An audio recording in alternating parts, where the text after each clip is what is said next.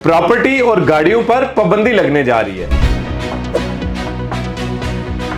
हुकूमत ने तगड़ा फैसला कर लिया है। हुकूमत आईएमएफ के सामने घुटने टेकती हुई नजर आ रही है।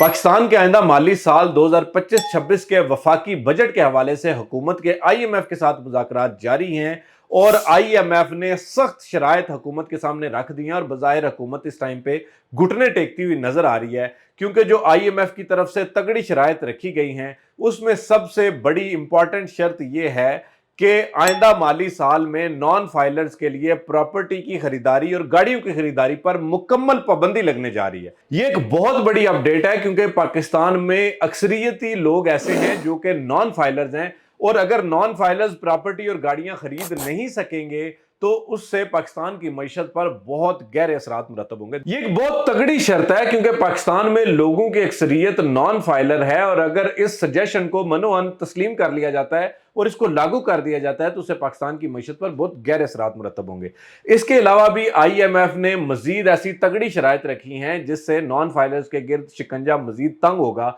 क्योंकि एक और बड़ी बात यह है कि जो नॉन फाइलर्स है वो किसी किस्म की बैंकिंग ट्रांजैक्शन नहीं कर सकेंगे और किसी किस्म का पैसों का लेन देन ऑन रिकॉर्ड नहीं कर सकेंगे। मुमकिन तौर पर जो नॉन फाइलर्स हैं उनके बैंक अकाउंट्स के हवाले से भी मजीद तगड़े फैसले मुतवक्के हैं। इसके अलावा जो है वो पाकिस्तान की सैलरीड क्लास पर जो टैक्सेस का बोझ है उसके हवाले से भी कुछ शराइत रखी गई हैं। जो पाकिस्तान में बिजली की कीमतें हैं, पेट्रोल की कीमतें हैं, उसके हवाले से भी आईएमएफ ये कोशिश कर रहा है कि जी इनकी कीमतों में मजीद टैक्सेस लागू किए जाएं ताकि जो पाकिस्तान की टैक्स कलेक्शन है उसमें बेहतरी आ सके। देखें, यहां पर जो डिस्कस करने वाली बात है वो ये है कि गुज़िश्ता 6 महीने में हुकूमत जो है वो टास्क फोर्स बना रही थी, हुकूमत बहुत सारे ऐसे इकदाम कर रही थी ताकि पाकिस्तान में प्रॉपर्टी सेक्टर को बहाल किया जा सके।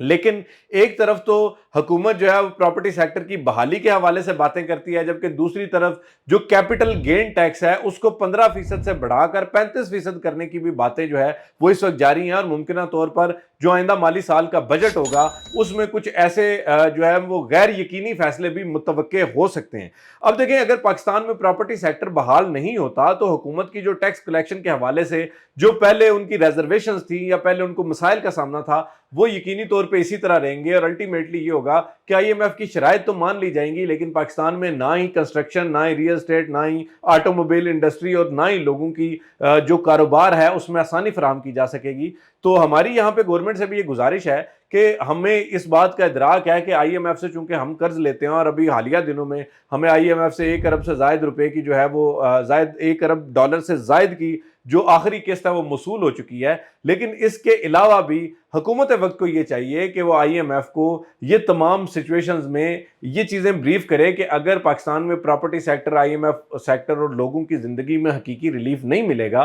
तो उससे ज़ाहिरी तौर पे पाकिस्तान में कारोबार शदीद मुतासर होगा और पहले से जो एक समझ लें कि आखिरी दम लेती हुई पाकिस्तान की मुख्तलिफ इंडस्ट्रीज़ हैं वो मुमकिन तौर पर तबाही के दहाने पर पहुँच जाएंगी। तो इसलिए इन चीज़ों को बहुत सोच समझ के इम्प्लीमेंट करना चाहिए, कहीं ऐसा ना हो कि हम जो है वो बाद में अपने लिए हुए फैसलों पर पछताएं और हमें बाद में इनको तस्लीम चेंज करना पड़े। तो बेहतर यह है कि आईएमएफ के साथ मुज़ाकरात में हुकूमत को ये चाहिए कि प्रॉपर्टी सेक्टर, ऑटोमोबाइल इंडस्ट्री और बाकी जो दीगर जो सेक्टर्स हैं जिनकी बहाली इंतहाई ज़रूरी है उस हवाले से कुछ इकदाम किए जाएँ। आज तक की वीडियो के लिए इतना ही। मज़ीद वीडियोज़ के लिए आप हमारे चैनल को सब्सक्राइब कर सकते हैं। फ़ी अमान अल्लाह।